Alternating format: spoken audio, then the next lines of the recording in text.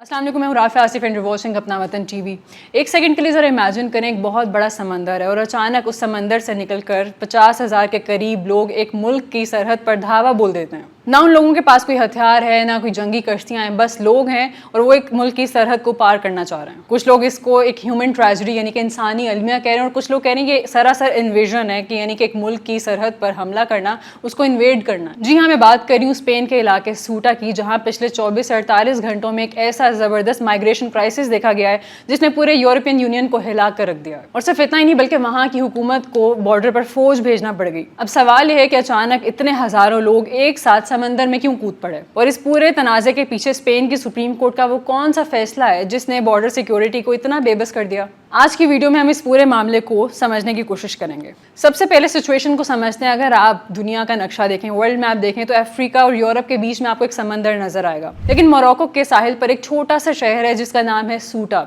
ये शहर अफ्रीका में है, लेकिन कानूनी तौर पर स्पेन का हिस्सा है, यानी ये पूरी अफ्रीकी बरे-आज़म पर यूरोप का इकलौता लैंड बॉर्डर है। अब हुआ ये कि मोरक्को के करीबी कस्बे से अचानक हजारों नौजवानों ने समंदर में छलांग लगा दी। उनके पास कोई बड़ी कश्तियां नहीं थी, बल्कि ज्यादातर लोग सिर्फ रबर के ट्यूब्स या लाइफ जैकेट्स या फ्लैपर्स पहनकर स्विमिंग कर रहे थे। बॉर्डर पर जो लोहे की ऊंची दीवार यानी कि फेंस लगी हुई थी, वो समंदर के अंदर जाकर खत्म हो जाती है। उन माइग्रेंट्स ने क्या किया, वो मोरक्को की तरफ से पानी में उतरे और तैरते हुए वो फेंस के आगे से घूमकर स्पेन की हुदूद में दाखिल हो गए। जो लोग जमीन पर थे उन्होंने इतनी बड़ी तादाद पर बॉर्डर गेट पर प्रेशर डाला कि वहाँ की जो पुलिस थी, जो वहाँ पे गार्ड थे, वो बिल्कुल बेबस हो गए और वो जो लोग थे वो सारे सड़कों पर दौड़ने लग गए। सिक्योरिटी फोर्सेस के लिए इतने हजारों लोगों को एक साथ रोकना बिल्कुल नामुमकिन हो गया था। अब आप सोच रहे होंगे कि 45 से 50 हजार लोग अचानक एक ही दिन में एक ही वक्त पे कैसे इकट्ठे हो गए।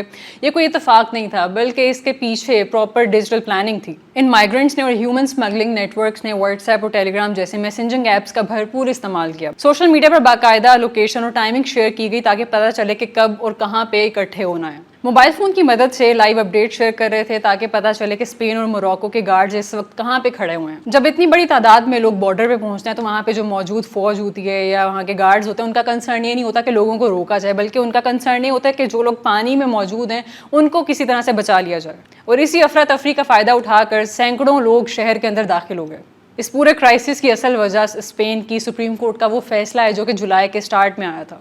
इस फैसले से पहले कानून ये था कि अगर कोई भी माइग्रेंट गैर कानूनी तरीके से बॉर्डर पार करने की कोशिश करता है तो स्पेन की पुलिस उसे बगैर किसी पेपर वर्क या कानूनी कार्रवाई के फौरन वापस भेज देगी, जिसको हॉट रिटर्न्स कहा जाता है। लेकिन सुप्रीम कोर्ट ने रूलिंग दी कि हॉट रिटर्न सिर्फ जमीनी फेंस या दीवार पर लागू होता है। अगर कोई बंदा समंदर से तैर कर आ रहा है तो समंदर में कोई दीवार नहीं है, तो इसीलिए ये जो रूल है उस पर लागू नहीं होता।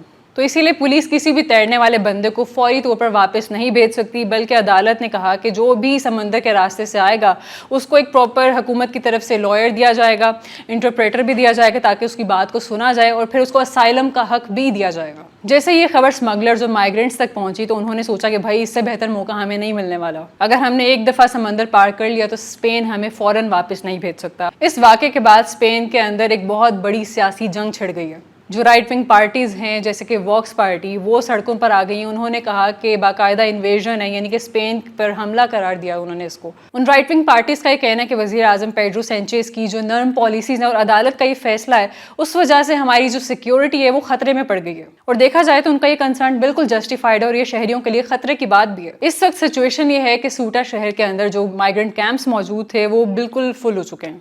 लोग स्पोर्ट्स स्टेडियम्स और सड़कों पर खुले आसमान तले सो रहे हैं। स्पेन की फौज ने अब पूरे बॉर्डर और पोर्ट्स का कंट्रोल संभाल लिया ताकि अब कोई भी माइग्रेंट सूटा से निकलकर स्पेन के किसी शहर या यूरोप के किसी और मुल्क में न दाखिल हो जाए। दूसरी तरफ मोरक्को की फोर्सेस भी अब एक्शन ले रही हैं। मोरक्को अपनी साइड पर आंसू गैस और वाटर कैनन्स का इस्तेमाल कर रहे हैं ताकि जो बाकी लोग इरादा रखते हैं वहाँ पे जाने का, उनको रोका जा सके।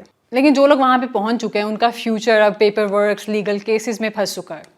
ये है वो पूरा कॉन्फ्लिक्ट जिसने इस वक्त पूरे यूरोप के बॉर्डर्स पर एक नई बहस छेड़ दी है। एक वक्त इंसानी हकूक़ हैं जो कि कहते हैं कि जो लोग डूब रहे हैं उनको बचाया जाए, और दूसरी तरफ एक मुल्क की सिक्योरिटी है। आप लोगों का इस बारे में क्या ख्याल है? क्या स्पेन की सुप्रीम कोर्ट का ये फैसला ठीक था, या इससे जो स्पेन की सिक्योरिटी है या लोगों की जो सिक्योरिटी है वो अफेक्ट होती है?